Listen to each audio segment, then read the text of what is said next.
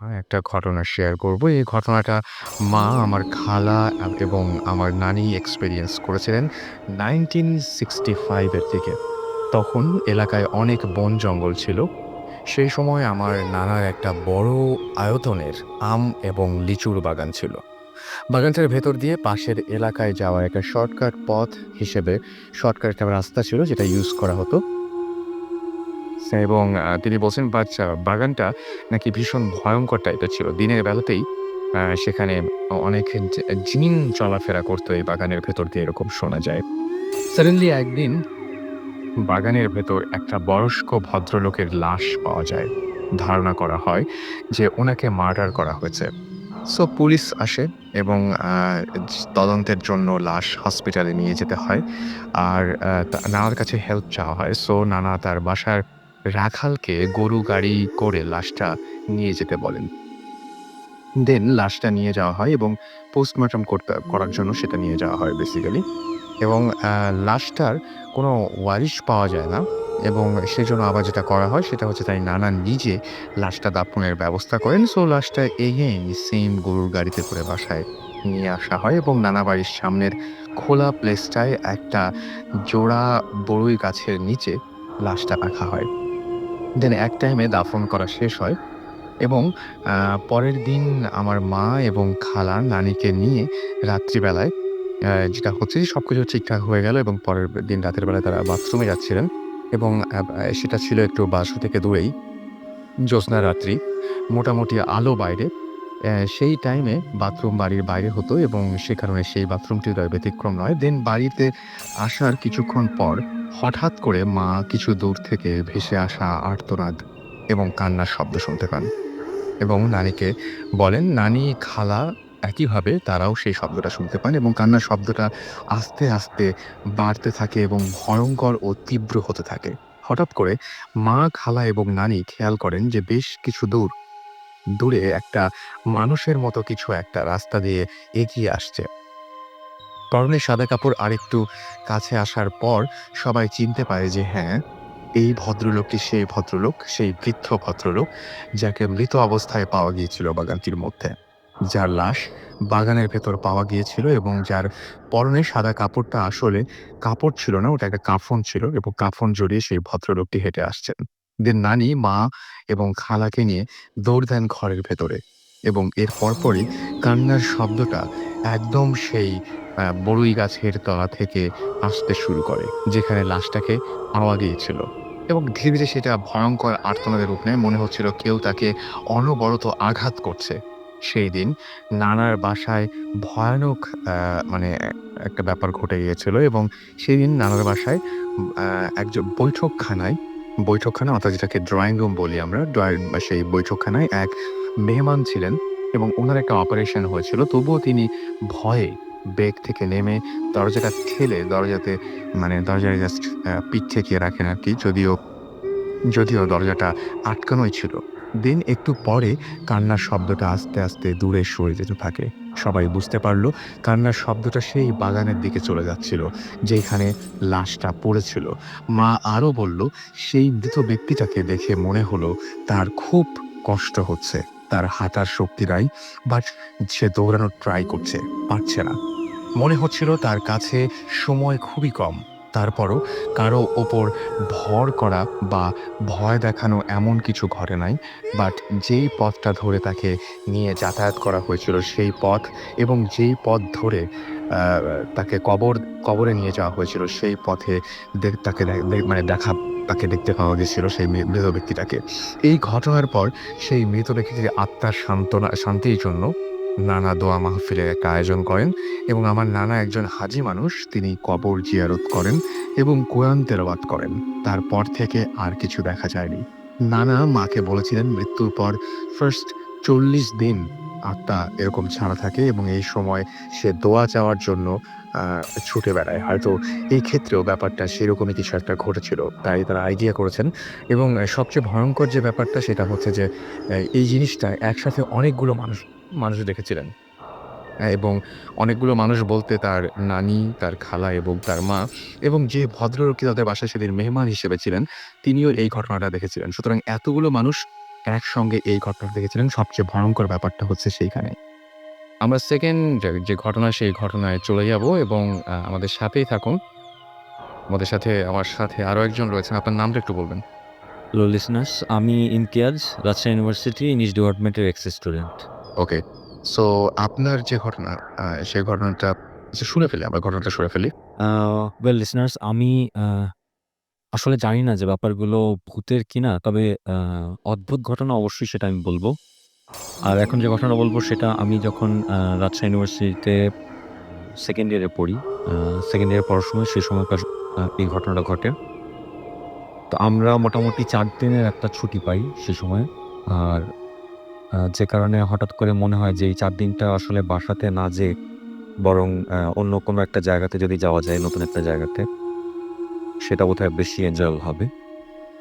এরকম চিন্তা করে আমি, আ তমাল আর রূপস সে সময় আমরা একসাথে ছিলাম। তো আমরা চিন্তা করলাম যে কি করা যায়? আর ৪ টা দিনকে আমরা how can we use it properly? তো তারপরে আমরা সে সময় অনেক চিন্তা করলাম। একসাথে বসে চিন্তা করে তারপরে আমরা ডিসাইড করলাম যে রাজশাহীর মোটামুটি একটু দূরে দুর্গাপুর বলে একটা জায়গা আছে। ওখানে আমরা আগেই শুনেছি যে ওখানে পুরনো সেই হিন্দুদের বাড়ি ওখানে আ আ ছিল বেশ কিছু, এবং যে কারণে আমরা ডিসাইড করলাম যে হ্যাঁ, আমরা যদি ওখানে একটা ট্যুর দেই তো সেক্ষেত্রে আমাদের হয়তোবা একটা নতুন একটা এক্সপেরিয়েন্স হবে। অলরাইট। দেন আমরা ছুটির ১ম দিনটাতে আমরা মোটামুটি আমাদের আ প্রিপারেশন এর জন্য কিছুটা সময় নিলাম। আমরা দুপুরের পর আমরা সেখান থেকে রাজশাহী থেকে স্টার্ট করি আমাদের জার্নিটা। মোটামুটি সন্ধ্যার দিকে আমরা ওই জায়গাটাতে পৌঁছাই। তো ওখানে আমার একটা পরিচিত একটা ছেলে ছিল। ওর নাম মাহতাব। তো ওর সাথে যোগাযোগ করে আমি বললাম যে, "এরকম আমরা হয়তো সন্ধ্যার দিকে আসবো।" সন্ধ্যার দিকে আমরা ওখানে যখন পৌঁছালাম, তো মাহতাব আমাদেরকে রিসিভ করলো অ্যান্ড দেন আমরা ওর সাথে গেলাম। যাওয়ার পর ওর বাড়িতে আমরা সন্ধ্যার দিকে পৌঁছালাম। তারপর আমরা মাহতাবকে বললাম যে, "এরকম তোমাদের এখানে তো পুরনো সময়ে বেশ কিছু হিন্দু বাড়ি আছে। তো আমাদের একটা ইচ্ছা হলো যে আমরা রাত্রেবেলা ওখানে ক্যাম্প করব।" ওকে। এরকম প্রিপারেশন নিয়েই আমরা গেছিলাম বেসিক্যালি।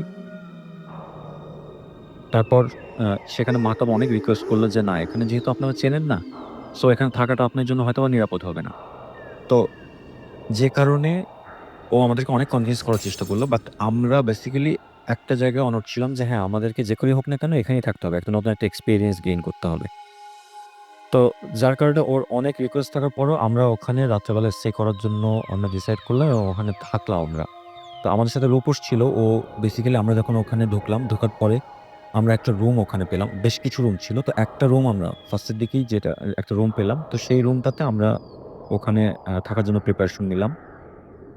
তো এরপর আমাদের সাথে খাবার-দাবার ছিল। আমরা মোটামুটি রাত্রে ৯ঃ০০-১০ঃ০০ টার দিকে আমরা খাওয়া-দাওয়া করলাম। আর অনেক নতুন একটা জায়গাতে ওখানে কিন্তু কোনো কারেন্ট ছিল না। ইনফেক্ট এখন পর্যন্ত ওখানে কারেন্টটা আসলে খুব লিমিটেড পর্যায়ে। আচ্ছা।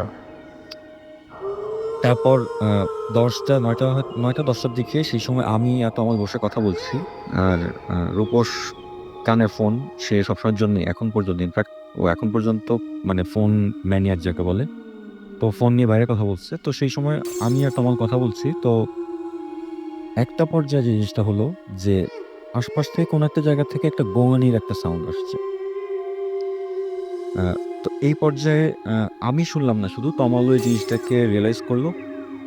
তো তারপর আমরা দুজন মিলে তখন আমরা ডিসাইড করলাম যে something is wrong, অথবা এখানে এত রাতে তো এরকম একটা সাউন্ড হওয়ার মতন কোনো কারণ নেই। ট্রু। এবং সেখানে টোটালি ডার্ক একটা এনভায়রনমেন্ট, চাঁদের আলো, এবং যে কারণে আমাদের ভিতরে আরো বড় ধরনের একটা ইফেক্ট করতেছিল সেই জিনিসটা। হু, হু। আমি আর তমাল সেখান থেকে তমালের হাতে ছোট একটা টর্চ ছিল। তো আমরা দুজন মিলে জাস্ট পাশের রুম থেকে মনে হচ্ছে যে হয়তোবা পাশে বেশ কিছু রুম ছিল। তো আমরা হেঁটে সামনে যাচ্ছি এবং সেই সময় একটা জিনিস মনে হলো যে ২-৩ টা রুম ক্রস করার পর, পরে যে রুমটা ছিল সেই রুমটাতে মনে হচ্ছিল যে ওই রুম থেকে হয়তোবা এই সাউন্ডের সোর্সটা বোধহয় ওখানেই। তা আমরা দরজাটা জাস্ট হালকা করে খোলার চেষ্টা করলাম। তো ক্যাচ করে অনেকদিন ধরে মরচে পড়ে গেলে যেরকম করে সাউন্ড হয়, সেরকম একটা সাউন্ড হয়ে আস্তে, আস্তে করে দরজাটা খুলল। তো চাঁদের আলোটা ভেতরে পড়তেছে। তো ওই মুহূর্তে যে সাউন্ডটা ছিল মানে টোটালি আমরা সে সময় মনে হলো যে ফার্স্ট অফ অল যে জিনিসটা মনে হলো যে হয়তোবা সামনে থেকে কোনো একটা শ্যাডো বোধহয় মুভ করে গেল। হু, হু। আর তারপরে যে জিনিসটা হলো সাউন্ডটা খুবই বিকৃত টাইপের একটা সাউন্ড ছিল। সাউন্ডটা ছিল এরকম যে যদি কাউকে জবাই করা হয়, ফর ইনস্ট্যান্স যদি কোনো গরুকে জবাই করা হয়, তো গলা কেটে ফেলার পর যে সাউন্ডটা হয় অনেক ঘড়ঘড়ে টাইপের একটা সাউন্ড হয়। ওকে। আর মানে সে গরুটার ব্রিদিং এর চেষ্টা করতেছে, নিঃশ্বাস নেওয়ার চেষ্টা করতেছে, বাট সেটা হচ্ছে না। কমপ্লিট হচ্ছে না। হ্যাঁ, এট দ্য সেম টাইম সেখান থেকে দেখা যাচ্ছে যে ব্লিডিং হচ্ছে। খুবই ভীতিকর। মানে আমরা ইউজুয়ালি যে জিনিসটা হয় যে কোরবানির সময় বা অন্য একটা সময় যখন আমরা দেখি, তখন দেখা যায় যে ১৫ জন বা ২০ জন একসাথে বসে আমরা জিনিসটাকে দেখি যে একটা গরুকে হয়তোবা গলা কাটা হচ্ছে। ওই সময় কিন্তু খুব বেশি এফেক্ট করে না। কিন্তু এনভায়রনমেন্ট টা এমন একটা ছিল, তো যে কারণে we were simply horrified যে এ ধরনের একটা সাউন্ড। তো আমার মনে হয় সবাই রিয়ালাইজ করতে পারতেছে যে হ্যাঁ, ওইরকম একটা সিচুয়েশন আমি এরকম অবস্থা পাইছি। তো আমার সাথে তমাল ছিল। তমাল জাস্ট ও এমনিতেও বেশ ভীতু টাইপের। তো ওই মুহূর্তে ও এই সাউন্ডটাকে টোটালি অ্যাবজর্ব করতে পারল না। তমাল মানে ইনস্ট্যান্টলি মানে ও জাস্ট সেন্সলেস হয়ে গেছে। বাট আমি সেই জিনিসটাকে একটু মানে বোঝার চেষ্টা করলাম যে আ আসলে কিরকম হচ্ছে ব্যাপারটা। তো যে কারণে আমি একটু ভিতরে পুরো দরজাটা খুলে দিয়ে ভেতরে ঢুকলাম। ভেতরে ঢোকার পরে যে জিনিসটা হলো যে it was completely unexpected to me. যে সামনে আলো আঁধারির ভিতরে জাস্ট একটা লোকের ওরকম করেই অর্ধেকের মতন করে গলা কেটে রাখা হয়েছে এবং তার ওখান থেকে গলা থেকে ওরকম একটা সাউন্ড আসছে। ওকে। যে যেটা গরু জবাই করলে যেরকম করে হয়, ওরকম একটা সাউন্ড হচ্ছে এবং সে ক্রল করে সামনের দিকে আসার চেষ্টা করছে। বাট ট্রায়াল করে যে আসবে সেটুকুন এনার্জি তার ভেতরে নেই। এবং সে ওই একটা জায়গাতে থেকে মোটামুটি ক্রল করার চেষ্টা করতেছে। তো আমি জাস্ট ওই মুহূর্তে দৌড় দিব বা কিছু করব এরকম কোনো এনার্জি আমার ভেতরে নেই। যে আমি টোটালি মানে I lost my mind যে আমি আসলে এই সিচুয়েশন এ আমার দৌড় দেওয়া উচিত। বাট আমি দৌড় দিতে পারতেছি না। Very natural. সেটাই। তো এখন তারপরে হলো কি যে হঠাৎ করে আমি ওই অবস্থায় দাঁড়ায় আছি। তো একটা পর্যায়ে হঠাৎ করে হলো কি আমার মনে হলো যে আমার পা বোধহয় মানে খুব জোরে খুব ফোর্সফুলি বোধহয় কেউ টান দিল। তো তারপরে হলো কি যে আমার পাশে যে দেয়ালটা ছিল সেই দেয়ালটার ভেতরে আমার মাথাটা ঢুকে গেল। এবং সেই মুহূর্তে আমি সেন্সটা হারালাম। তো যখন আমার সেন্সটা আসছে, তো সেন্সটা আসার পর সেই মুহূর্তে ওখানে আমি আগেই বলছি যে দুর্গাপুরে আমি যার সাথে মাহাতাবের সাথে আমি ফোন করে গেছিলাম। তো মাহাতাবকে আমি একটু স্থির হয়ে কিছুক্ষণ পর আমি মোটামুটি একটু যখন বেটার ফিল করলাম, আমি ওকে ফোন করে বললাম যে, "এরকম অবস্থা, তুমি কি এখন একটু আসতে পারবা?" তো বলতেছে যে, "হ্যাঁ, কিছু কি কোনো সমস্যা হয়েছে?" তো আমি বললাম যে, "তুমি এখন একটু আসো।" তো ও সাথে করে আরো কয়েকজনকে নিয়ে ওই মুহূর্তে ওখানে আসে। তো আসার পরে ওই আ ওই সময় যে জিনিসটা হয় যে ওদের সাথে অনেক পাওয়ারফুল টর্চ লাইট ছিল। ওকে। তো রুমে ঢোকার পর তারপরে ওরা মানে সবাই যখন টর্চ লাইটটা ধরে, সে সময় জিনিসটা দেখলাম যে যেখানে ওই অর্ধেক গলাকাটা লোকটা ক্রল করতেছিল, ওর সাউন্ড হচ্ছিল যার গলা দিয়ে, সেখানে টোটালি কিছুই নাই।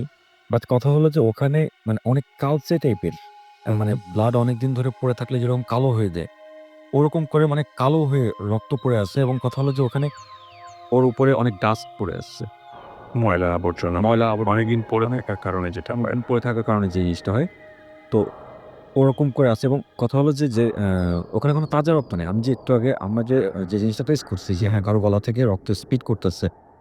তো সেরকম কিছুই না। কিন্তু কথা হলো যে রক্তটা পড়ে আছে কিন্তু সেটা অনেক পুরনো। উহু। তো একটা পর্যায়ে যে আমি ওখান থেকে আমাদেরকে নিয়ে যাওয়া হলো। আর ওদের সাথেই তখন রূপস যে আমাদের সাথে ছিল, সে ওদের সাথেই ভেতরে ঢোকে এবং আমাদেরকে ৩ জনকেই তখন মাতাবের বাসায় আমরা চলে যাই। এবং সকালবেলায় তমালের গায়ে প্রচুর পরিমাণে জ্বর সে সময়। ইনফেক্ট আমার গায়েও কিছুটা জ্বর ছিল। মানে যখন দেয়ালে আমার মাথাটা ঠুকে যায় তারপর আ আমারও বেশ কিছুটা জ্বর ছিল এবং সকালবেলায় আমরা বললাম যে আমরা এখানে কোনো স্টে করব না। আচ্ছা। আমি মাহতাবকে বললাম যে, "মাহতাব, এই ব্যাপার। আমরা এরকম একটা এক্সপেরিয়েন্স আমাদের গতকালকে হইছে। তো ব্যাপারটা আসলে খুবই অদ্ভুত রকমের একটা ব্যাপার।" তো মেহতাব বলল যে, "এরকম ইমতিয়াজ ভাই, আসলে ব্যাপারটা হচ্ছে কি যে এটা অনেক আগের একটা ব্যাপার। যে সময়ে হিন্দুরা এখানে ছিল। আপনি যে বাসটায় ছিলেন আমি আগেই বলছি যে এটা হিন্দুদের বাড়ি ছিল। তো সেই সময়টাতে আ একটা লোককে ওইখানে কাজ করত, সেই লোকটাকে একদিন রাত্রে বেলায় ওই রুমে তাকে জবাই করে মেরে ফেলা হয়। হুম। তো তারপর থেকে আসলে এরকম তাদের সেই সময়টা শেষ হয়ে গেছে এবং ওখানে কেউ থাকে না। কিন্তু কথা হলো যে ওই জায়গাটা কেউ যদি পাস করে বা ওই বাড়ির পাশ থেকে যদি কেউ চলে যায়, তো সেক্ষেত্রে অনেক ক্ষেত্রে এই ধরনের এক্সপেরিয়েন্স তাদের হয়। এটা এলাকাবাসী মোটামুটি জানে। হ্যাঁ, অবশ্যই এই জিনিসটা জানে। তো তারপর আমি যে জিনিসটা আমি বেসিক্যালি একটা জিনিসকে আমার ভূতের ব্যাপারে ভয় যে ব্যাপারটা, ভয়ের কোনো ব্যাপারটা ছিল না। কিন্তু আমি জিনিসটাকে নিয়ে চিন্তা করছি যে আসলে কি ধরনের ব্যাপার হতে পারে। না আমার কাছে যে জিনিসটা মনে হচ্ছে যে আ যে লোকটাকে আসলে ওখানে জবাই করে মেরে ফেলা হয়, এতদিন পরেও হয়তোবা তার সেই আত্মাটা, কারণ গাড়িটা মারা যেতে পারে বাট আত্মা তো আর কখনো মারা যায় না। তো তার সেই মানে সোলটা হয়তোবা জাস্টিস এর জন্য এখন পর্যন্ত কান্নাকাটি করে। এরকম একটা ব্যাপার হয়তোবা হতে পারে। চলুন আমরা ঘটনায় চলে যাই। আর আপনারা নিশ্চয়ই জানেন যে আজকে যারা ঘটনা বলবেন বা এইখানে উপস্থিত থেকে আপনাদের সাথে বিভিন্ন এক্সপেরিয়েন্স শেয়ার করবেন, তারা সবাই সেলিব্রিটি। আর এই মুহূর্তে আমার সামনে যিনি উপস্থিত আছেন, তার প্রত্যেকটা কাজ তো আমার ভালো লাগেই। সেই সাথে সবচেয়ে বেশি ভালো লাগে যতটুকু মিশেছি, মানুষ হিসেবে তিনি অসাধারণ একজন মানুষ। মানুষটা দেহ ভূত ভূত আচ্ছা ওকে। সো আমার সঙ্গে রয়েছেন মোস্তফা সরোয়ার ফারুকী ভাই এবং আমাদের সবার প্রিয় ফারুকী ভাই। ফারুকী ভাই, না, সাক্ষাৎ ভূত। আমি তো ভাবছি যে আজকে আপনি বললেন যে আমাদের সঙ্গে একজন বিশেষ অতিথি আছেন। আচ্ছা সেই অতিথির নাম হচ্ছে ভূত। আজকে সরাসরি ভূত এসে হাজির। সরাসরি ফুটেছে হাজির একদম। আমার কাছে যেটা মনে হয় যে আমি কয়েকটা কোশ্চেন আগে করি সে হচ্ছে আচ্ছা সবাইকে তাকে আগে ঈদ মোবারক জানাবেন বলুন। ঈদ মুবারক। ওকে, ভূতদের পক্ষ থেকে। ভূতদের পক্ষ থেকে। ফারুকী ভাই আপনি ঢাকাতে একটা শহরে ঢাকা শহরেই বড় হয়েছেন এবং তখন ঢাকা শহরটা অনেক ফাঁকা ছিল এবং তখন নাকি অনেক প্যারানরমাল অনেক কিছু ঘটতো। তো জীবনে প্রথম ভয় পেয়েছিলেন কবে এটা মনে আছে যে মানে প্রথম বুঝতে শুরু করেছেন এরকম কিছু? ছোটবেলায় তো আমার স্কুল ছিল Tejgaon government boys high school ফার্মগেটে। তো আমাকে টাকা দেওয়া হতো রিক্সা করে যাওয়ার জন্যে। তো আমি টাকা মারার জন্য হেঁটে যেতাম। এবং হেঁটে যেতাম হচ্ছে গিয়ে স্টেশন দিয়ে রেল লাইন ধরে। আচ্ছা, তো ওই সময় তো ঢাকায় লোকজন একদমই কম ছিল। ফলে অনেকগুলো মালগাড়ি যখন রাখা থাকতো তার ফাঁক দিয়ে যখন আমি যেতাম, তখন সত্যি ভূতের ভয় পেতাম কিনা জানি না। তখন নিজের পায়ের খসখসে শব্দ শুনলেই মনে হতো যে অন্য একজন বোধহয় আসছে। ফলে ওইটা আমার জন্য খুবই ভীতিকর একটা অভিজ্ঞতা ছিল। কিন্তু আমার মনে হয় ওই থ্রিলটা পছন্দ করতাম। কারণ নাহলে আমি একদিন ভয় পাওয়ার পর পরদিন আবার কেন ওই রাস্তা দিয়ে গেলাম। সবসময় দিয়ে যেতাম। সত্যি এক ওইটাই বোধহয় আমার ভয়ের আদি মানে মেমোরি আরকি। আচ্ছা।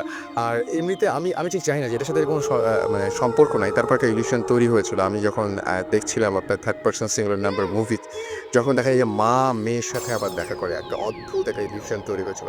ঠিক সেটা আমি বলব না যে প্যারানরমাল কিছু বা ইয়ে, এটা সাররিয়ালিস্টিক একটা। অদ্ভুত একটা ব্যাপার ছিল। তো এই সমস্ত ব্যাপারে কি আপনার এমনিতে কোনো সময় আগ্রহ ছিল এই সমস্ত প্যারানরমাল ব্যাপার-স্যাপারে? আমার প্যারানরমাল অ্যাক্টিভিটিতে সত্যিকার অর্থে ছোটবেলায় আগ্রহ ছিল। এরপরে আসলে আমি অনেক বেশি সাররিয়াল পোয়েট্রি আর পেইন্টিং এর ভক্ত হয়ে উঠলাম। আচ্ছা, ফলে এটা ঠিক প্যারানরমাল না, এটা সাররিয়াল আসলে I mean as you all know যেটা রিয়াল না, কিন্তু এটা রিয়ালের চেয়ে অন্য কোনো কঠিন একটা ফিলিং দেয়, অনুভূতি দেয় বা অন্য নতুন চিন্তার জন্ম দেয়। আর প্যারানরমাল অ্যাক্টিভিটির ক্ষেত্রে যেটা হচ্ছে ছোটবেলায় ভূতে ভয় পেতাম, এটা সত্য কথা। এসব বাচ্চারাই পায়। কিন্তু বড় হওয়ার সঙ্গে সঙ্গে আমি সবসময় গর্ব করে বলি যে আমার শৈশবের কোনো কিছুই হারায়নি। আমার শৈশবের আড্ডাবাজি, শৈশবের সেই হাসি সেরকম আমি সেরকমভাবেই এখনো আছি। এরকমভাবেই মানুষের সাথে মিশি, এরকমভাবেই চলাফেরা করি এবং আমি প্রার্থনা করি আমার এগুলো যেন না হারায়। ৬০ বছর বয়সে যেন আমি শিশু থাকতে পারি। কিন্তু একটা জিনিস বোধহয় আমার কাছ থেকে হারিয়ে গেছে, সেটা হচ্ছে ভূতের ভয়। এখন এটা কেন হয়েছে আমি আস্তে আস্তে ভাবছিলাম, আচ্ছা রাসূল তো নিশ্চয়ই আমারে জিজ্ঞেস করবে যে ভূতের ভয় এখনো কেমন পান কিনা? তখন আমি কি বলবো? এখন তো আমি ভূতের ভয় পাই না। তো বানায় বানাতে মিথ্যা কথা বলবো না যে আমি ভূতের ভয় পাই। তাইলে আমি কেন পাই না? এটা খুঁজতে চেষ্টা করলাম। খুঁজতে গিয়ে আমি দেখলাম যে এর প্রধান একটা কারণ বোধহয় এখন আমি ভূতের ভয় পাই না, তবে একাকিত্বের ভয় পাই। মানে আচ্ছা। আমি একা কোনো রুমে থাকতে পারি না। এমনকি আমি বাথরুমেও একা যেতে পারি না। আমার ভীষণ ভয় লাগে। তো বাথরুমে তো আর কাউকে নিয়ে যাওয়া যায় না। যে কারণে আমি করি, বিদেশে গেলে আমার হোটেলের মেইন ডোরটা খোলা রাখি এবং আমার বাসাতেও আমি বাথরুমের দরজা কখনো বন্ধ করতে পারি না। আচ্ছা, কোথাও যদি দরজা বন্ধ করি তাহলে আমার মনে হয় যে আমি ভীষণ ভয় পাই। তো এর কারণ একটাই বোধহয় যে একা যখন থাকি তখন বোধহয় আমি আবিষ্কার করতে পারি যে আমি নিজে একজন ভূত। তখন তো আমার নিজেরে নিজে ভয় পাওয়া ছাড়া কোনো উপায় নাই। এটা একটা কারণ হতে পারে, মানে ভূতের ভয় এখন নিজের উপরে এসে আসর করেছে। আচ্ছা, এমনিতে আমরা শুনি যে এরকম যারা এমনি হরর ফিল্ম বানান তাদের একটা কথা, বা যারা শুনেছি আমরা এরকম যে হরর মুভিতে নাকি যতক্ষণ পর্যন্ত ভূতটা না দেখা যায়, যতক্ষণ পর্যন্ত মনে হচ্ছে কিছু একটা ঘটছে, কিছু একটা আছে, ততক্ষণ ভয়টা থাকে। উনি ভয়টা থাকে। হ্যাঁ, ভূত দেখলে কিন্তু আর ভয় নেই। সেটাই আপনার এই কথা শুনে আমার তাই মনে হলো যে দেখলে আর হয়তো ভয় ভূত দেখলে শেষ। ভূত দেখলে ভূতের ভয়টা ধ্বংস হয়ে যাবে। মানে প্রেমে পড়লে যেমন প্রেমে পড়ার উত্তেজনা শেষ হয়ে যায়, হ্যাঁ, ভূত দেখলে কিন্তু ওটা শেষ। আচ্ছা, এমনিতে বাসায় কখনো শোনেন নাই ভূতের কোনো ঘটনা বা এরকম? ছোটবেলায় আমার ভূতের গল্প, পরীর গল্প, জিনের গল্প শুনতে শুনতে আসলে সময় কেটেছে, সত্য কথা। আমার একদম ছোট চাচা, উনি আমাদের বাসা বা পরিবারের একটা রহস্যজনক চরিত্র। রহস্যজনক এই কারণে যে ছোটবেলায় ওনার যাত্রায় অভিনয় করার প্রতি ভীষণ ঝোঁক ছিল। তো এখন উনি গ্রামে থাকতেন, আমরা তো থাকতাম শহরে ন্যাচারালি। তো উনি আমাদের বাড়িতে, মানে নাখালপাড়ার বাড়িতে প্রায় আসতেন। তো আসতেন, আমরা শুনতাম যে ওনার খুব মন খারাপ, কারণ হচ্ছে ওনাকে ওনার শিক্ষক ভীষণ মারতো যাত্রা করার অপরাধে। তো ফলে ওনাকে আমরা যাত্রা করে একটা লোক, এটা একটা অদ্ভুত ক্যারেক্টার মনে হতো। এবং যাত্রা করা মানে হচ্ছে 2 মাস 3 মাস উনি নাই, তো উনি পালিয়ে গেলেন এবং হারিয়ে গেলেন, উনি নাই। এটা ছিল ওনার রহস্য। তো ওনার এই রহস্যের সঙ্গে একটা অদ্ভুত রহস্য যোগ হতো। প্রায় আমরা শুনতাম যে ওনাকে পরীতে আসর করেছে এবং পরীতে আসর করে অমুক তাল গাছের উপরে নিয়ে গেছে। আবার কখনো শুনতাম যে অমুক গাছের উপরে নিয়ে গেছে। আমি নিজে কখনো দেখার সৌভাগ্য হয়নি, কারণ যখনই পরী তাল গাছে নিয়ে যায়, যে সময় হয় ওই সময় হয়তো আমি ঘুমে থাকি। আচ্ছা, একবার শুনলাম যে আমাদের সমিতি বাজার নাখালপাড়া, এখানে একটা তাল গাছ ছিল, ওখানে তাল গাছের উপরে তাকে নিয়ে গেছে। কিন্তু আমার কোনো দেখার সৌভাগ্য হয়নি পরী কিভাবে তাকে নিয়ে গেলো এবং তারপর নামলো কিভাবে, ল্যান্ড করলো কিভাবে। আচ্ছা, কিন্তু তাল গাছে উঠে আছে এরকম কি দেখেছিলেন? আমি শুনেছি, আমি দেখছি নাই, কারণ এত রাতে এত গভীর রাতে ঘটনা ঘটতো, তখন আমরা ঘুরে থাকতাম। সকালে উঠে শুনতাম যে কালকে তো সাত্তার কাকাকে পরী তাল গাছে নিয়ে গেছে। আচ্ছা, তো এইটা ছোটবেলা থেকে শুনতে শুনতে আমি অভ্যস্ত ছিলাম। ইনফ্যাক্ট আমার ধারণা আমি বাংলাদেশ না, বাংলাদেশ এবং সাউথ এশিয়ায়, এমনকি ইভেন ভয়াবহ রকমের মডার্ন যে সমস্ত ওয়েস্টার্ন ওয়ার্ল্ড, সেখানেও ঘোস্ট স্টোরিজ বাচ্চারা ছোটবেলা থেকেই শোনে। একদম। উড়ে যায়, আকাশের উপরে নিয়ে গেছে, তাল গাছে নিয়ে গেছে। তো আমার বাড়িতে এই ভূতের আতঙ্কটা ছিল আমার ছোট কাকা। আচ্ছা ফারুকী ভাই, এমনিতে আমরা ভূত এফএম থেকে চাইবো, যারা আমি জানি যে আপনি নতুন আরেকটা ফিল্মের কাজে হাত দিয়েছেন, হরর কোনো ফিল্ম বানানোর ইচ্ছা আছে কখনো? সত্যি কথা বলে আমি জানি না, আমার আমার এই মুহূর্তে ইচ্ছা নাই। এই মুহূর্তে আমি আমার নতুন ছবি, টেলিভিশনের কাজ নিয়ে ব্যস্ত, সবাই আছে। ভূতের ছবি নিয়ে আমি সত্যি এখনো কিছু ভাবিনি। তবে কোনো এক সময় ভাবতে পারি, আমার সবকিছু হুটহাট করে হয়, মানে একবার মাথায় যদি কোনো পোকা ওঠে, তাহলে একদম। ও এইটা সর্বনাশের শেষ মাথায় নিয়ে নেওয়ার আগে আমাকে ছাড়বে না। আর ভূতের না হলেও প্যারানরমাল অ্যাক্টিভিটির কিছু বিষয় আবার, তো অ্যাজ ইউ নো, আপনি যেটা মেনশন করছেন যে সাররিয়ালিস্টিক ব্যাপার স্যাপার নিয়ে আগ্রহ আছে। আমার ছবিতে এরকম বহু ইফেক্ট আছে, আজ স্পার্টাকাস 71 ছিল, প্রত্যাবর্তনে ছিল, তার পার্সন সিঙ্গুলারে ছিল। এটা আমার বিভিন্ন ছবিতে, সামনে প্রায় ছবিতে থাকে। মানে রিয়ালিটির এই রিয়াল স্পেস আর টাইম ভেঙে অন্য স্পেস বা টাইম ক্রিয়েট করে, যেটা যেটা রিয়াল টাইমে সম্ভব না, অতীত আর বর্তমান একসাথে থাকা। আমি একদম মানে সত্যি কথাই বলছি, একদম যে সত্যি, এবং যে কাজগুলো খুব স্মুথলি, খুবই স্পন্টেনিয়াসলি করেন আপনি, এবং খুব মানে খুব টাচি হয়, মানে টাচ করে। এটা হয়তো আমি জানি না, টাচ যদি করে তাহলে আমি সৌভাগ্য, আসলেই তাই। হয়তো আমি যেটা অনুভব করি আমি ঠিক সেটাই করার চেষ্টা করি, বাড়তি কোনো মিকি কিছু করার চেষ্টা করি। একটা বিষয় নিয়ে আমি গত কিছুদিন ভীষণ ভাবছি, সেটা হচ্ছে ওয়েল, আমি জানি না কোন এক সময় আমার ছবিতে এই বিষয়ের উপরে এদের ছবি দিতে পারে। সেটা হচ্ছে আমাদের সবারই প্রিয় ফিল্ম মেকার তারেক মাসুদ। উনি মারা যাওয়ার পরে ন্যাচারালি আমি ব্যক্তিগতভাবে আর সবার মধ্যে খুবই শোকাহত ছিলাম। আর উনি আমার মাথার উপর আসলে বিশাল বড় একটা ছাতার মতো ছিলেন। বাংলাদেশের সব ইয়াং ফিল্ম মেকারদের জন্য উনি ছিলেন সবচেয়ে বড় ছাতা। আমরা সবাই জানি যে বাংলাদেশের সকল বুদ্ধিজীবী প্রতিষ্ঠানগুলো, এই বুদ্ধিজীবী প্রতিষ্ঠানগুলোর ডার্লিং হচ্ছে তারেক মাসুদ। ওই বুদ্ধিজীবী প্রতিষ্ঠানদের কোলে বসে উনি কিন্তু তরুণদের জয়গান গেয়ে গেছেন, এবং তরুণদের মন পাওয়ার জন্য গিয়েছেন বা তরুণদের খুশি করার জন্য গিয়েছেন তা না। উনি তাদের কাজ অ্যানালিসিস করেছেন, সেটা নিয়ে লিখেছেন পত্রিকায় স্বপ্রণোদিত হয়ে। যদি জানতেন এইসব লিখা এবং এইসব টেলিভিশনে তার দেয় ইন্টারভিউগুলো বুদ্ধিজীবীদের অসন্তুষ্ট করতে পারে, কিন্তু উনি যেটা বিশ্বাস করেছেন সেটা লিখেছেন। এবং কারণ উনি নানাভাবে আমাদেরকে আমাদের মেন্টর ছিল বলা যায়। তো উনি মারা যাওয়ার পরে আমি প্রথম দিন তো আসলে বুঝতেই কেটে গেল যে আসলে তারেক ভাই নাই। তো এরপরে আমি এই নানান ওনার শোক সভায় যাই, পিছনে বসে থাকি, কোনো বক্তৃতা নাই, পিছনে বসে দেখি ওনার বাড়ির আশেপাশ দিয়ে হাঁটি। যখন ওখানে গেল ওরা, ভিতরে ঢুকিনি। তো তখন আমার মাথায় ভাবনা আসছিল যে মারা গেলে আসলে কোথায় যায়। আচ্ছা। এবং এটা আমার আগেও বিশ্বাস ছিল, এখনো আমার স্থির বিশ্বাস যে মানুষ মারা গেলে আসলে আমাদের সাথেই থাকে। এই আমাদের এই স্পেসে ঘোরে। এই সোবানবাগ, এই শাহবাগ, এই আজিজ মার্কেট, এই মণিপুরিপাড়া এখানেই ঘুরছে। আমরা তাকে দেখছি না। কারণ তো উনি ফিজিক্সের আরেকটা লেয়ারে বসবাস করছে।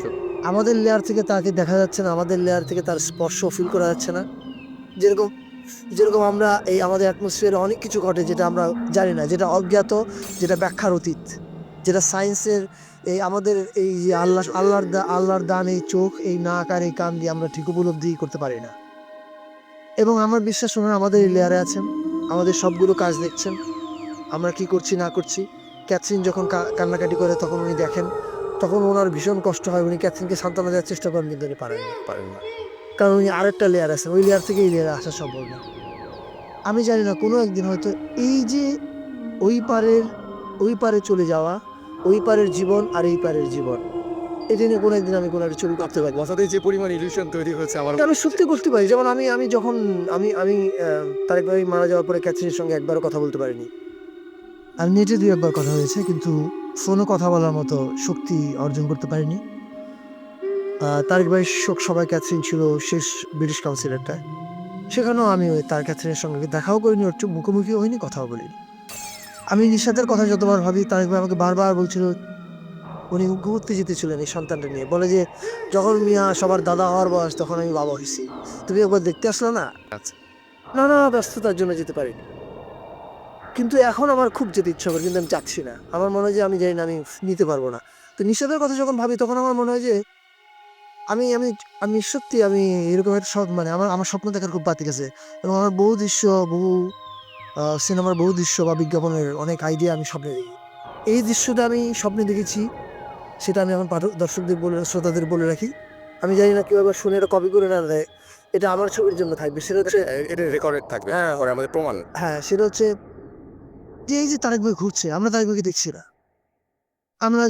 আমি যখন তেজগাঁ থানার এই পাশে জ্যাম হওয়ার কারণে আমি করি কি, গাড়ি ঘুরতে অনেক কষ্ট হয়। আমি গাড়ি এখানে রেখে হেঁটে রাস্তা পার হই। তো হেঁটে রাস্তা পার হতে গিয়ে যখন দ্রুতগতি গাড়ি আসতে নেবে, তারেক ভাই আমার পাশে দাঁড়া বলবে, এই মিয়া তুমি এখন নামতেছো কেন? কিন্তু আমি শুনবো না, কারণ তারেক ভাই তো আমার লেয়ারে নাই। এবং উনি খুবই কষ্ট পাবে আমার এই রেকলেসনেস দেখে। তারপর আমি যখন কাছে যাব, ওনার বাসার কাছে, আমি দেখবো যে আমি জানবো না, কিন্তু মানে আমি দেখতে পাবো না, কিন্তু আমি বিশ্বাস করি যে ওনার দরজার বাইরে ভেতরে যদি নিশাত কান্নাকাটি করে, ধরো যে ক্যাথরিন কোনো একটা কাজ করছে বা ক্যাথরিন ওয়াশরুমে গেছে, নিশাত একা বাইরে আছে তার ড্রয়িং রুমে বসে, নিশাত হয়তো বিছানা থেকে পড়ে গেল বা সোফা থেকে পড়ে গেল, পড়ে গিয়ে ভীষণ কান্নাকাটি করছে বা হোয়াট এভার, আমি নিশ্চিত জানি যে তারেক ভাই দরজার বাইরে বসে বসে ভীষণ কষ্ট পাবে, কান্নাকাটি করবে, টাকাটাকি করবে সবাই চোখে নিশাতকে ধরার জন্যে, কিন্তু আমরা তো শুনতে পারবো না। এই জিনিসগুলা আমি আমি এটা আমি আমার খুবই ভালো। তারপর মা যেদিন মারা যায় সেদিন আমি রাতের বেলা ঘোরের মধ্যে আমি এটা দেখেছি। এবং এই সমস্ত ব্যাপার স্যাপার নিয়ে এই পারের মানুষের কষ্ট না, ওই পারের মানুষটার কষ্ট। এই যে নিশাত পড়ে গেল, নিশাত কান্নাকাটি করছে, তারপর বুক ফেটে যাচ্ছে, তারপর পাশে আসছে, চিৎকার করছে, দরজা খুলতে বলছে, কিন্তু তার কথা তো কেউ শুনছে না, কেউ তো দরজা খুলবে না। এটা আসলেই অদ্ভুত। এবং এই জিনিসটা নিয়ে হয়তো আমি কোনোদিন কোনো ছবি করবো, যাই অবশ্যই এবং এটাও সেই ওই যে রিয়েলিটির খুব কাছাকাছি আসলেই। হ্যাঁ, আমরা জানি না রিয়ালিটির চেয়ে আরো তীব্র রিয়ালিটি এটা। হ্যাঁ, আমরা জানি না আসলে যে এরকম কিছু আসলে আছে নাকি। যারা ঈদের দিন সবার মন খারাপ করে দিলাম, হ্যাঁ, মানে ভূত এফএম শুনে সবাই ভয় পায়, মন খারাপ করলেও সমস্যা নাই অনেক সময়। আচ্ছা, আরেকটা কথা সেটা হচ্ছে যে যারা আপনি যখন ভয় পান কোনো মুহূর্তে হয়তো অন্ধকার দেখে ভয় পেলেন বা যেটা বলছেন যে একাকিত্বের কারণে ভয় পাচ্ছেন, সেই সময়টা কি করেন আপনি? হঠাৎ করে যখন ভয়ের ব্যাপারটা শুরু হয়ে গেল, সেই সময়টা সেখান থেকে বেরিয়ে আসার প্রথম কাজটা করি ওই স্থানটা ত্যাগ করার চেষ্টা করি। আচ্ছা, এটা বোধহয় সব মানুষের ইমিডিয়েট চেষ্টা থাকে। ভয় পেলে প্রথমে সে যেটা করতে চায় ওই স্থানটা ত্যাগ করতে চায়। আচ্ছা, এখন আপনি যদি এমন জায়গার মধ্যে পড়েন যেখানে স্থান ত্যাগ করতে পারছেন না, তখন কি করবেন? তখন কি করবো সেটাই তো। It's very difficult. You better call someone, আচ্ছা, you try to talk to someone. তারপরে যদি কিছু গভীর রাত আসে, যদি ফোন না ধরে, ইউ বেটার এনজয় দ্য ভয়টাকে উপভোগ করেন এবং উপভোগ করে ফিট হয়ে যান, শেষ হয়ে যায়। আচ্ছা, আবার পরবর্তী কোশ্চেন এসে এরকম যারা ভয় পায় তাদের জন্য কোনো একটা কিছু বলেন, তো আমার মনে হয়ে গেছে যে হ্যাঁ, ভয়টাকে উপভোগ করেন। ভয় যখন আপনি পাবেনই, এটা যখন আপনার জন্য অবধারিত এবং নিয়তি হয়ে গেছে, একদম। ফলে এটা উপভোগ করা ছাড়া আর কি করবো? আর কোনো উপায় নাই। ওকে, তাহলে শেষ করছি যেটা বলি সেটা হচ্ছে অসংখ্য মানুষ যারা এই মুহূর্তে এই ঈদের দিনে ও আনন্দের দিনে বাংলাদেশের বিভিন্ন প্রান্তে বসে আমাদের শুনছে এবং ভূত এফএমের সাথে আছে এবং তাদের সবার প্রিয় মানুষ আপনি মোস্তফা সরোয়ার ফারুকী। তো সুতরাং তাদের উদ্দেশ্যে যদি কিছু বলতেন এই ঈদ নিয়ে ভূত নিয়ে যা ইচ্ছা আপনার। আহ, সবাইকে বলতে চাই আবার ঈদ মোবারক, এবং আপনাদের সবাইকে একটা কথা সত্যি বলতে চাই, আহ, আপনাদেরকে অনেক ভালোবাসি, এবং আমি যে যা কিছুই করছি এটা আমি আসলে অনেক মানুষের ভালোবাসার যোগফল, এবং এই ভালোবাসার আজীবন পেতে চাই। আর আপনারা আমার জন্য দোয়া করবেন আমার নতুন ছবিটার জন্য, টেলিভিশনের জন্য, এবং এই ছবিটা আশা করি আরেকটা নতুন কিছু আপনারা দেখতে পাবেন। উইশাস লাক, এটুকুই বলবো। ওকে, ধন্যবাদ ফারুকী ভাই। আপনি অনেক ব্যস্ততার মাঝখানে আজকে তো মানে এই দিনটা যেটা হয় বিভিন্ন জায়গায় অনেক সময় মানে কি বলবো ফর্মালিটিস মেনটেন করতে হয়, মেনটেন করার জন্য হচ্ছে যেতে হয়, তারপর দাওয়াত টাওয়াত থাকে, এরপরে আবার বিভিন্ন ইন্টারভিউ দিতে হয়, তার মাঝখানে এখানে কষ্ট করে এসেছেন, আপনাকে অনেক ধন্যবাদ। Thank you. Yeah, thank you so much. Well, কথা হচ্ছিল মোস্তফা সরোয়ার ফারুকীর সাথে। এনিওয়েজ আমাদের আরও একজন লিসনার রয়েছেন এবং তিনি আজকে অবশ্য আমাদের গেস্ট, এবং তার কাছ থেকে আমরা একটু ঘটনা শুনবো। আর তিনি কষ্ট করে তিনি আমাদের ঠিক ঢাকার আজকে গেস্ট নন, তিনি ঢাকার বাইরে থেকে এসেছেন। আপনি একটু বলবেন আপনার নামটা? হ্যালো লিসেনার্স, আমি মুশফিকুর রহমান প্রীতম, গৌরীপুর ময়মনসিংহ থেকে এসেছি। ওকে, সো গৌরীপুর ময়মনসিংহ থেকে অনেক কষ্ট করে এসেছেন মোটামুটি শুধুমাত্র ঘটনাটা বলার জন্য, রাইট? তো আপনার যে ঘটনা সেটা আমি জানি, অনেকে মানে যারা এখনো জানেন না তারাও জানবেন। তো ঘটনাটা এরকম যে আপনার সাথে বেশ কিছু উইয়ার্ড ঘটনা আপনার ফ্যামিলির সাথে ঘটেছে। ম্যাক্সিমাম জিনিসগুলো হচ্ছে ব্ল্যাক ম্যাজিক বা ওই যে কুফরি টুফরি করা বলে সেই ধরনের জিনিসপত্র, রাইট? সো আপনার বাসায় মাছ নিয়ে একটা ঘটনা আছে, ঠিক? ঠিক। সো আমরা সেই ঘটনা দিয়ে শুরু করি। আম, ঘটনাটা আজ থেকে প্রায় 5 থেকে 6 মাস আগে। আচ্ছা। তো আমার বাবা নেই, আমি আর আমার মা জাস্ট। তো এটা গৌরীপুরের ঘটনা। হ্যাঁ, গৌরীপুরের ঘটনা। তো আমাদের গ্রামের বাড়িতে অনেক জমি জমা আছে। তো একটা ব্যাপার নিয়ে আমার চাচাদের সাথে আমাদের একটু প্রবলেম হয়। প্রবলেম হবার পর আম, যেদিন জমি সংক্রান্ত প্রবলেমটা হয় তার 1 সপ্তাহ পরে মা যখন ফজরের আজানের সময় বাথরুম করতে ওঠেন, তখন দেখতে পান আমাদের বারান্দায় একটা মাছ। মাছটাকে দেখলে মানে মনে হবে যে মাছটার গায়ে তেল মাখানো। ঠিক আছে? তো মা এই মাছটাকে দেখে চিন্তা করতেছে যে মাছটা কোত্থেকে আসলো, কারণ আমাদের বাসার আশেপাশে কোনো পুকুর নেই অথবা এমন কোনো বদ্ধ জায়গা নেই যেখান থেকে মানে মাছটা উঠে আসতে পারে, অথবা সেদিন বৃষ্টির দিনও ছিল না, সে সময় প্রচন্ড গরম ছিল। তো মা চিন্তা করতেছে আচ্ছা কোনো ছোট ছেলে মেয়ে হয়তো বা দুষ্টামি করে এটা রেখে গেছে। তো মা সেটাকে ততটা পাত্তা না দিয়ে বাথরুম টাথরুম করে এসে আবার শুয়ে পড়ছে। তো সকালবেলায় মা যখন ব্রেকফাস্ট রেডি করতে যায়, মা চুলাতে কাজ করতেছিল।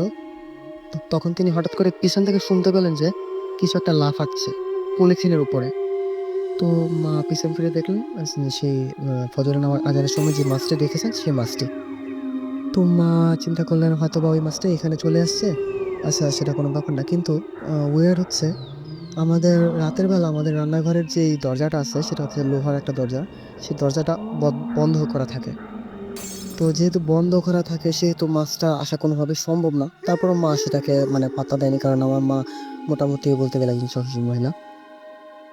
তো আমাকে মা তখন কিছু জানায়নি। আমি এই ঘটনা জানতে পারি আরো 2 থেকে 3 দিন পর। তো সেদিন জোহরের নামাজের পর মা যখন নামাজ পড়ছিলেন, তখন মা দেখতে পেলেন মা যেখানে নামাজ পড়ছেন সেখান থেকে প্রায় 8 থেকে 10 হাত দূরে মাছটা লাফাচ্ছে। তো একটা ফ্লোরের উপর যদি একটা মাছ ছেড়ে দেওয়া হয় তাহলে কিন্তু স্বভাবতই মাছটা মানে চলতে ফিরতে পারবে না, কারণ তার গাটা শুকিয়ে যাবে। তো আগেই বলেছি যে মাছটার গায়ে দেখে মনে ছিল যে মাছটার গায়ে তেল দেওয়া, এরকম তেলে ধরলে পিছলে যাবে এরকম কিছু একটা। তো মা তখনও কিছু মনে করেনি। তারপর মা আবার আসরের নামাজ পড়ে, আসরের নামাজ পড়ার পর তখন মাছটা টোটালি ডিসিপিয়ার। মা দেখতে পায় না। কিন্তু মাগরিবের নামাজ পড়ে মা যখন খাটে উঠে তসবিহ পড়তেছিল, তখন মা হঠাৎ করে টের পেলেন যে মার ঠিক নিচে, খাটের নিচে সোজাসুজি মাছটা বসে আছে। তো মা চিন্তা করলেন যে হয়তোবা ফ্রিজে অথবা টি টেবিলের নিচে চলে গিয়েছিল, এটা আবার বের হয়ে এসছে। তো মা তখনও কিছু আ ওয়েট কিছু চিন্তা করে নাই। মা যখন ওয়েট ওভার হচ্ছে, মা যখন এক রুম থেকে আরেক রুমে যাচ্ছিল, তখন মাছটাও অনেকটা মার পিছন, পিছন যাওয়ার চেষ্টা করছিল। তো মা আমাকে ২ থেকে ৩ দিন পর জানালো যে, "প্রীতম দেখ, ঘরে একটা মাছ।" আমি বললাম, "মাছ? মাছ কি কোত্থেকে আসবে?" তো মা বলল, "না, এটা আমি ২ থেকে ৩ দিন ধরে দেখতেছি ঘরের ভিতর মাছ। তো এটা আ কোনো একটা কি জন্য হতে পারে?" আমি বলি যে, "হয়তোবা ঘরে আসছে, এখন ২ থেকে ৩ দিনের তো মারা যাওয়ার কথা।" বলতেছে যে, "হ্যাঁ, আমি সেটা চিন্তা করতেছি।" আমি বলতেছি, "তাহলে এক কাজ করো, মাছটা যদি এরপর দেখতে পাও তাহলে একটা ছোট বালতির মধ্যে হাত দিয়ে ধরে নিয়ে বালতির মধ্যে রেখে দিবা।" তো মা এই কথা শুনে আমি কলেজে চলে গেছি। কলেজ থেকে আসার পর দেখছি যে মা শুয়ে আছে। তো জিজ্ঞেস করলাম, "মা শুয়ে আছে কেন?" মা বলতেছে, "আমার প্রচন্ড মাথায় পেইন হইতেছে।" আ আমি জিজ্ঞেস করলাম, "হঠাৎ করে মাথায় পেইন হইতেছে, কোনো কারণ আছে?" তো বলতেছে, "আমি মাছটাকে হাত দিয়ে ধরে ওই যে দেখ এখানে একটা বালতি আছে, বালতির মধ্যে রেখে দিছি পানি দিয়ে। তো এরপর থেকে মাথায় প্রচন্ড পেইন হইতেছে।" আমি বলতেছি, "আচ্ছা মাথায় পেইন হচ্ছে, আচ্ছা দেখে আসি।" তো আমি যখন বারান্দায় গিয়ে বালতিতে উকি দিলাম তখন দেখলাম মাছটা সেখানে নেই। তো মাকে বললাম, "কোথায় মাছ? মাছ তো এখানে নেই।" মা বলল যে, "মাছ এখানে নেই। আ আমি তো নিজের হাতে মাছটাকে রাখছি। আর হাত দিয়ে ধরছি দেখে আমার মাথায় প্রচন্ড পেইন হইতেছে।" আমি বলতেছি, "আচ্ছা ঠিক আছে, হয়তোবা তোমার এটা মনের ভুল হতে পারে।" মা বলতেছে, "মনের ভুল হবে? আমি হাত দিয়ে ধরছি, সেটাও তো মনের ভুল না। আমার মাথার পেইন হইতেছে মাছটাকে হাত দিয়ে ধরার পর থেকে, সেটাও কি মনের ভুল?" তো আমি বলতেছি, "আচ্ছা ঠিক আছে। তো আমি এটা নিয়ে পরে আলোচনা করব।" তো সেটা বলে আমি তখনকার মতো ঘর থেকে বের হয়ে যাই। বের হয়ে যাওয়ার পর মাগরিবের নামাজ পড়ে যখন আমি ঘরে আসি, তখন দেখতে পাই যে মাছটা আমার যে রুমটা আছে সেই রুমের দরজার সামনে বসে আছে।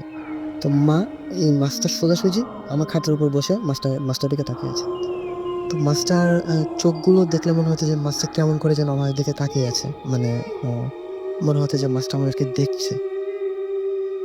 তো আমি মাকে বললাম, "মা, এটা তো হয়তোবা কোনো সমস্যা হতে পারে। তাহলে আমি খালামণিকে জানাই।" তো মা আমার খালামণিকে জানায়। জানানোর পরে মা বলতেছে, "আপনাদের ঘরে ১ সপ্তাহ ধরে এই ঘটনা। আপনারা এটা নিয়ে কোনো স্টেপ গ্রহণ করেন নাই। এটা তো উইয়ার্ড একটা ব্যাপার। আপনারা কি এখনো কিছু মনে করতেছেন না?" তো মা বলতেছে, "না, আমি তো তেমন কিছু মনে করতেছি না।" তো খালামণি বলতেছে, "মাছটাকে এখনই ঘর থেকে বের করেন। আর ঘটনাটা আ বাবাকে জানান।" মানে আমার যে নানা আছে তিনি। আমার নানা আবার এইসব প্যারানরমাল ঘটনাগুলো মানে আ একটু হ্যান্ডেল করতে পারতেন। ইভেন এখনো তিনি বেঁচে আছেন। তার বয়স ১০৬-৭ এর কাছাকাছি। তো নানাকে ফোন করে জানানো হইলো। নানা বলল যে, "হয়তোবা এটা মাছ না, এটা অন্য কিছু।" তো মজার ব্যাপার হইতেছে যে এই যে মাছটা, এই মাছটা হচ্ছে আসলে একটা জিন। তো আমাদের এই জমি সংক্রান্ত ব্যাপারে আমার এক বড় চাচা আমাদেরকে হেল্প করছিল। তো বড় চাচার বাড়িতেও এই সেম একই ঘটনা দেখা যাচ্ছিল যে একটা মাছটা পুকুরের পাশে একটা গাছ আছে। এই গাছটার গোড়ায় এসে উঠে বসে থাকে। তো মাছটাকে যদি পানিতে ফেলে দেওয়া হয়, কিছুক্ষণ পর দেখা যায় মাছটা আবার এই পুকুরের গোড়াতেই বসে আছে। তো সেটা একটা অজপাড়াগা, সেখানে এসব মানে কবিরাজি-টবিরাজি যেসব যা বলা হয় আরকি, ব্লাক ম্যাজিক, এগুলোর প্রচলন খুব বেশি। তো মাছটা গাছের গোড়ায় যেহেতু বসে আছে, মোরগ মুরগিরা মাছ খায় সেটা সবাই জানি আমরা। বিড়াল মাছ খায়। কিন্তু বিড়াল, মোরগ মুরগি এগুলো মাছটার পাশ দিয়ে ঘুরছে কিন্তু ঠোকর দিতেও সাহস পাচ্ছে না, বা ঠোকর দিচ্ছে না, আমরা যেটাকে বলব। ঠোকর দিচ্ছে না। তো আ আমার ভাই, চাচাতো ভাই ফোন করে বলল যে, "এরকম, এরকম ঘটনা। আমাদের বাড়িতে তো একই ঘটনা।" তো নানাকে ফোন করার পর নানা বললেন যে, "আসলে এটা হচ্ছে একটা জিন। আ একটা হচ্ছে ফিমেল জিন, একটা হচ্ছে মেল জিন। তো আমাদের বাসায় যেটা আছে এটা হচ্ছে ফিমেল জিন। আর আমাদের জ্যাঠাতো ভাইয়ের বাড়িতে যেটা আছে সেটা হচ্ছে ফিমেল জিন। তো এই মাছটাকে যদি কেউ, মানে আমাদের ঘরের ২ জন থেকে ১ জন যদি কেউ ক্ষতি করে, তাহলে এই মাছটা তো মরেই যাবে, বা জিন আমরা যেটাই বলব। এটা তো মরেই যাবে, কিন্তু আ আমাদের বাড়িতে যেটা আছে সেই মেল জিনটা আমাদের উপরে এসে অ্যাটাক করবে।" তো আমাদের নানার কথা শুনে নানা বলল যে, "এখনই মাছটাকে ঘর থেকে বের কর। বের করে কোনো একটা কিছুতে চাপা দিয়ে রাখো, আমি 2 ঘন্টা পর তোমাদের জানাচ্ছি বা কিছুক্ষণ পর তোমাদের জানাচ্ছি। তো আমি বললাম, আচ্ছা ঠিক আছে। মাছটাকে আমরা ঘর থেকে বের করে মানে একটা বেলচা যেটাকে বলে ময়লা তোলার জন্য যেটা ব্যবহৃত হয়, সেটা দিয়ে মাছটাকে ধরে বাহিরে নিয়ে একটা খাঁচা দিয়ে চাপা দিয়ে রাখলাম। তো সেদিন আবার প্রচণ্ড বৃষ্টি হচ্ছিল। নানা প্রায় ঘন্টা ২ পরে ফোন করে আমাদের জানালেন যে, "আচ্ছা মাছটাকে এখন তোমরা কোনো ক্ষতি করো না। আমি মাছটার যে পাওয়ারটা আছে এটাকে নষ্ট করে দিছি। তো তোমরা এই মাছটাকে এখন একটা পুকুরে ছেড়ে দিয়ে আসো। কিন্তু মাছটাকে হাত দিয়ে ধরবে না।" তো আমরা বললাম, "আচ্ছা ঠিক আছে।" তো মাছটাকে আমরা একটা পলিথিনের ভিতর বলতে আমি একটা পলিথিনের ভিতর ভরে আমাদের বাসা থেকে কিছুটা দূরে একটা পুকুরে ফেলে দিয়ে আসলাম। তো এই মাছটাকে পুকুরে ফেলে দেওয়ার পর থেকে আমাদের জ্যাঠাতো ভাইয়ের বাড়িতে যে মাছটা ছিল, সেই মাছটাও আর দেখা যায়নি। তো নানা পরে বলল যে এটা একটা জিন। জিনটাকে মাছের রূপ ধরে পাঠানো হয়েছে। এই জিনটা এই মাছটার যেই ক্ষতি করবে তারই যেকোনো একটা ক্ষতি হবে। তো এটা হচ্ছে এক ধরনের ব্লাক ম্যাজিক আমরা যেটাকে বলব। তো এই ছিল আমার ঘটনা। ওকে। সো ঘটনাটা আমি বুঝতে পেরেছি এবং সবচাইতে বড় কথা সেটা হচ্ছে যে আপনারা পরে এই যে এখন কোনো সমস্যা হচ্ছে আর? এখন কোনো সমস্যা হয়নি। কিন্তু নানা আমাদের আরেকটা জিনিস জানিয়ে রেখেছিল যে আম মাছ দিয়ে তো আমাদের কোনো ক্ষতি করতে পারেনি। তো অ্যাট্রাকটিভ কোনো একটা কিছু দিয়ে ক্ষতি করবে। লাইক একটা এখন তো মাছের রূপ ধরে পাঠানো হইছে, পরে হয়তোবা পাখির রূপ ধরে পাঠানো হবে। কারণ একটা সুন্দর পাখি যদি আমরা দেখি ঘরের ভিতরে, তাহলে এটা নিশ্চয়ই আমাদের ধরতে ইচ্ছা হবে বা এরকম কিছু। তো সো সাবধানে থাকতে হবে আপনাদের। এটা অবশ্যই। পরে আমাদের ঘরটার তাবিজ দিয়ে বেঁধে দেওয়ার একটা ইয়ে হইছে। এরপর থেকে আর কোনো প্রবলেম হয়নি। ওকে, থ্যাংক ইউ সো মাচ। আপনি অনেক কষ্ট করে আসলে ময়মনসিংহ থেকে এসছেন এই পর্যন্ত এবং এই রাতের বেলায় আবার এসে আমাদের সাথে শেয়ারও করছেন ঘটনা। Thank you. আসলে আপনাকে ধন্যবাদ জানানোর ভাষা নেই। আসলে তার কারণ হচ্ছে আমরা আসলে ভূতের মুখে খুব লাইক করি। কারণ আমাদের এখানে ১ মাস পর্যন্ত আ ভূত মানে রেডিও ফুর্তির টাওয়ার ছিল না। নেটওয়ার্ক পাইতাম না। কিন্তু ভূত এফএম যেদিন হতো শনিবার দিন fusionbd.com থেকে আমরা ডাউনলোড দিয়ে একসাথে ফ্রেন্ডরা একসাথে হয়ে শুনতাম।